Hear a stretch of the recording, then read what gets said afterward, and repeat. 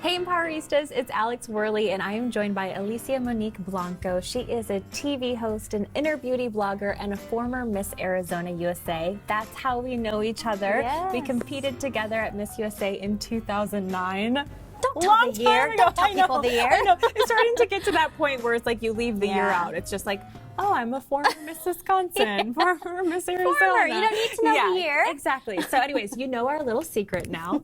But this is so fun to sit down and chat with you. And through all of your experiences, through pageantry, through modeling, through TV hosting, you've really been on this journey of discovering that inner beauty is where it's at. How did you come to that? Absolutely. So I started coaching girls for pageants. Right after Miss USA, I started modeling and I moved out to LA and I decided to help girls get ready for their chance at Miss USA. Yeah.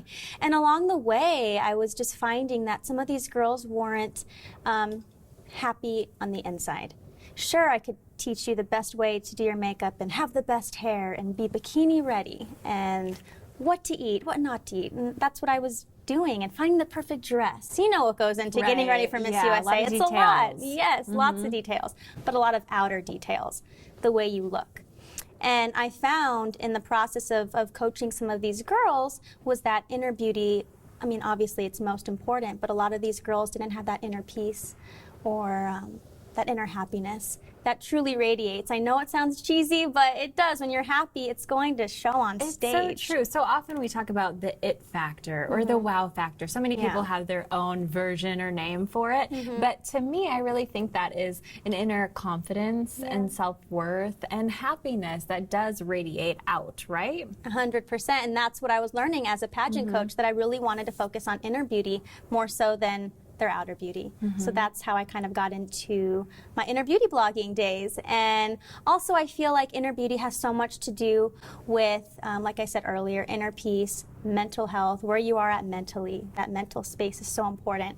And I feel like anytime you take on an endeavor, whether it's going out for a new job or going out as a title holder, you want to win this title, you need to be mentally healthy. Because what does it matter if you have a sash and a crown if you're not in a good mental space? And mental health is often one of those topics that's so taboo that we don't talk about, but yet it's so common. And you have seen it firsthand with your family, through some of the girls maybe that you coach. Tell me what you've learned. I have seen mental illness factoring into someone's success firsthand, whether it's members of my own family, close friends. Mental health is so taboo, as you said, and it doesn't get enough attention. It doesn't make headline news until a celebrity, unfortunately commits suicide or finally comes out and talks about it. And I feel like there's a lot of shame and a lot of stigmas when it comes to mental health and research and awareness and advocacy. It's not promoted enough until it's too late. And that's why through my blog, I wanted to open up the doors to people to send me their stories anonymously if they wanted to, and I'll post it. And by posting their story, they have no idea how many people they can help just by opening up and talking about their experiences with suffering with a mental illness. And obviously you take your mental health very seriously. Yes. So what are some of the things that are a part of your lifestyle to make sure you remain mentally healthy? Well, for one, God is my everything. Without God, let me just tell you, living in LA will do a number on your mental health. So thank you, God. Shout out to you for keeping me on. And everywhere, I mean, just Yeah. everyone has their own set of struggles. Of course, living in LA has its unique set of struggles. No comment. We could get into that. We could. That'd be a whole different show. That would be a different show, exactly. So, but yeah, everybody has their own struggles. So you found faith to be really, really helpful.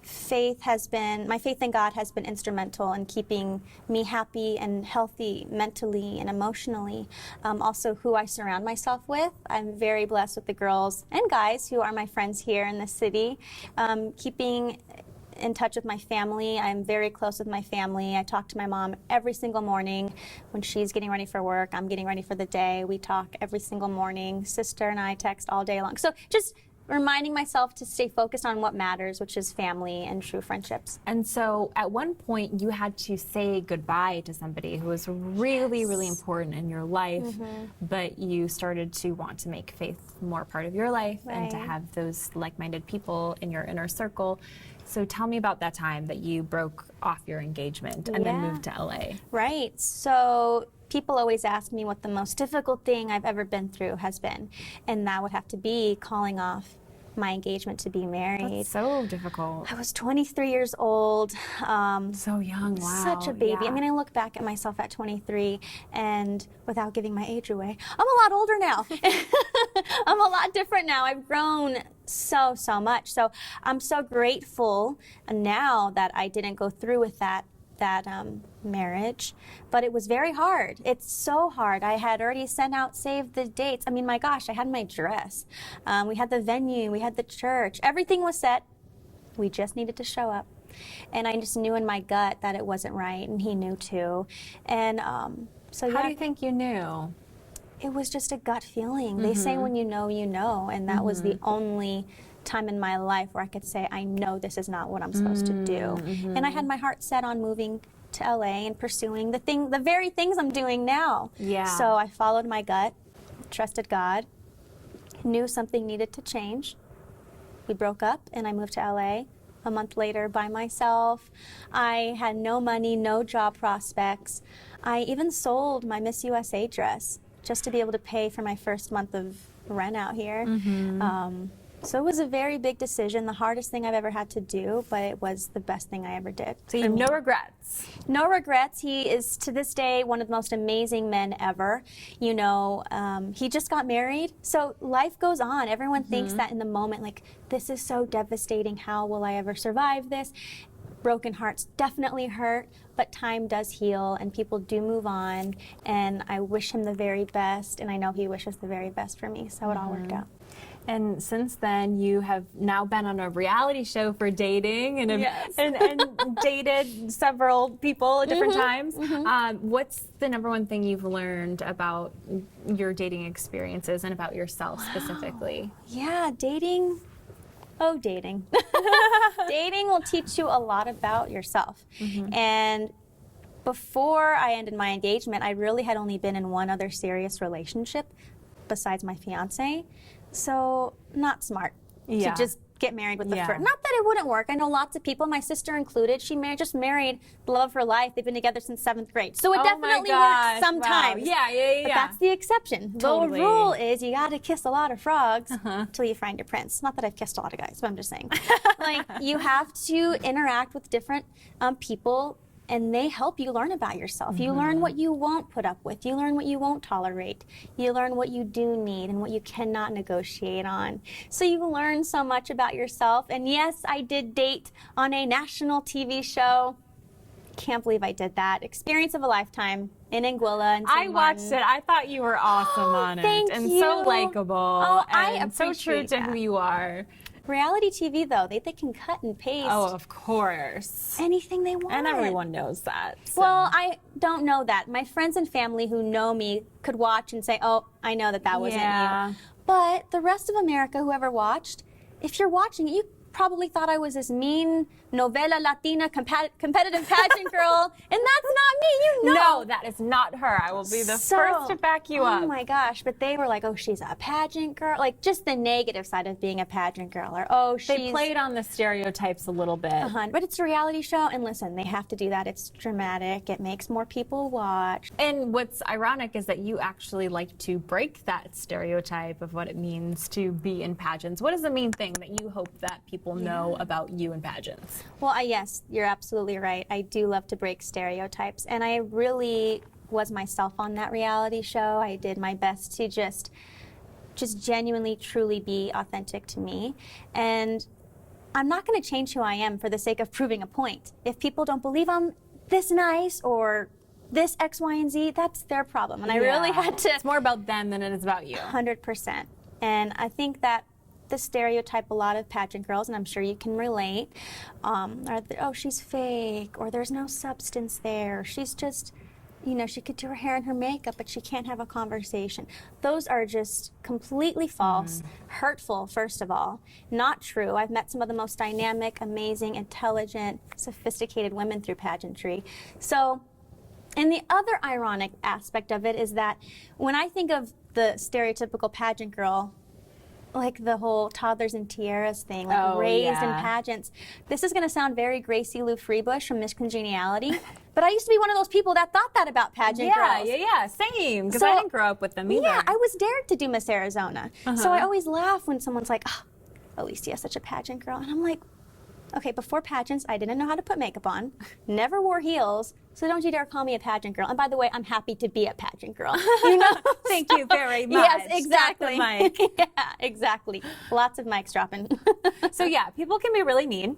And you are an advocate for just kindness. And going back to your inner beauty blog and an advocate for being healthy mentally, that's one of the cures that you suggest is we just need a little more kindness in this world. Tell me about that. Yeah, I mean, it just all comes full circle. I really believe, you know, kindness comes back to you. And when you put more attention and focus on others, in turn, you start feeling so much better. And it's like the whole pay it forward movement. When someone does something nice for you and you do it for someone else, you never know who that someone else is and what they're going through. And it could just take that simple, kind gesture to completely turn their day around.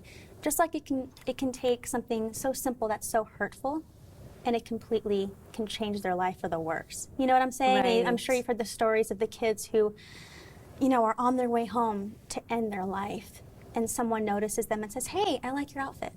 And that totally changes their day. Yeah, and Saves their life. just because a little compliment might not change your world doesn't mean it wouldn't change someone's world. Especially someone who already has perhaps a slight chemical imbalance that they're not even aware of.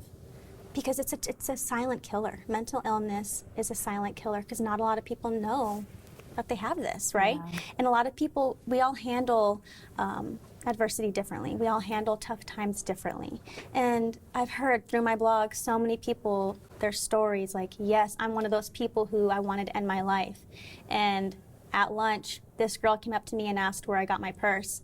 And we became best friends, and I'm alive today because of it. My God. And I start bawling. I'm like, oh, these are the things that people need to read and know. Isn't that amazing? Yeah. Just And crazy. the sad thing is that often it's hurt people that hurt people. Oh. So it's like it starts with one person. Hurt people, Spreading the love and the kindness, and the trickle effect is just incredible that it can have. One of the greatest compliments that I've ever received was actually at Miss USA.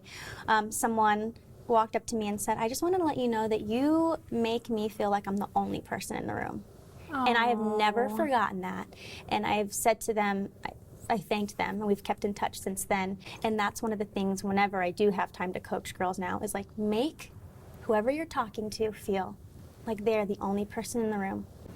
Interpersonal skills. If you hone in on That's that, amazing. Oh, and it's great, and it changes Everyone people's wants day. to feel special. So if you can make them feel special, that's amazing. That's Kindness. a great way to connect with people, because that's where it's at, is the connection with someone else. And a lot of times people would expect someone who's had success and is beautiful to do the opposite, to just brag about themselves, but that's not relatable. That's not a connection. Not at all. You know, it's so that's amazing that you are an Kindness. example of just, you know, turning it around and making it about them. Thank you. That's Aw, so sweet you're of you. so amazing. You're so amazing.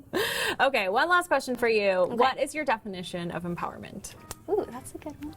My definition of empowerment, I think it just comes down to someone who inspires others to pursue what they're passionate about and isn't afraid to encourage them, even if they work in the same arena or the same field as them, and they see them as potential competition.